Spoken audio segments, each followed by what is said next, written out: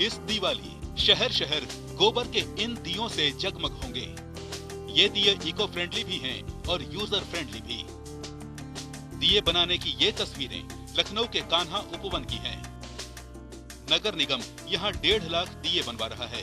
केवल दिए ही नहीं बल्कि गणेश और लक्ष्मी की मूर्तियाँ भी गोबर से बनाई जा रही हैं। इन मूर्तियों की खास बात यह है कि इनमें तुलसी और गिलोय के बीज भी डाले गए हैं।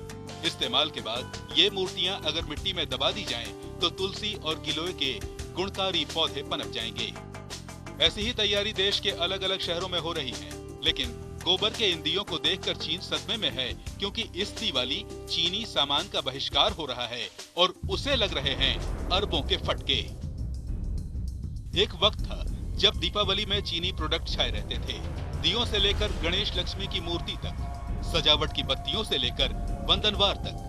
लेकिन इस बार चीनी सामान को भारतीय बाजार ने बाय बाय कह दिया है।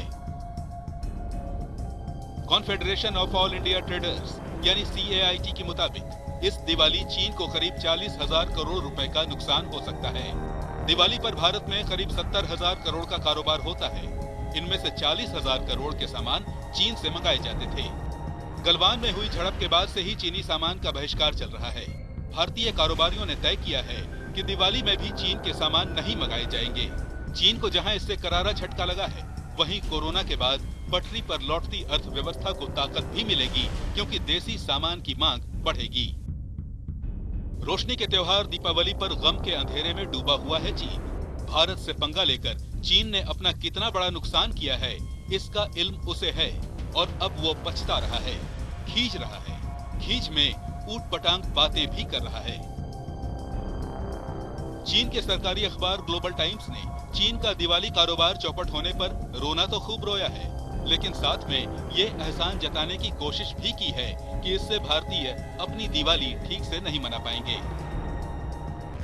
ग्लोबल टाइम्स लिखता है कि कुछ लोग भारत में बने महंगे सामान खरीद लेंगे, लेकिन जिनके पास ज्यादा पैसे नहीं हैं, वो इन्हें अफोर्ड नहीं कर पाएंगे और दिवाली के दौरान उपभोक्ता के रूप में उनका अनुभव खराब रहेगा। चीन के आधुनिक उत्पाद के बहिष्कार की कीमत भारतीयों को प्राचीन काल के दियों का इस्तेमाल कर चुकाना होगा।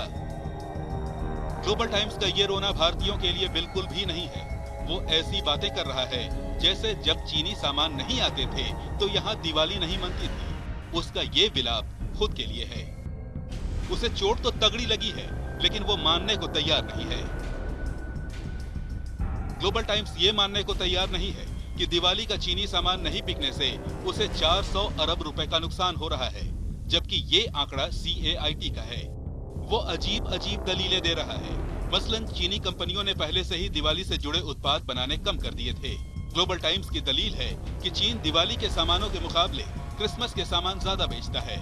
भारत से ऑर्डर मिल नहीं रहा, लेकिन चीन की दलील है कि बिना पूरा एडवांस लिए चीनी कंपनियां भारत को सामान नहीं दे रही हैं। सीधे नहीं, लेकिन घुमा फिराकर चीन मान रहा है कि भारतीय बहिष्कार से उसकी अर्थव्यवस्था को गहरा आघात पहुंचा है।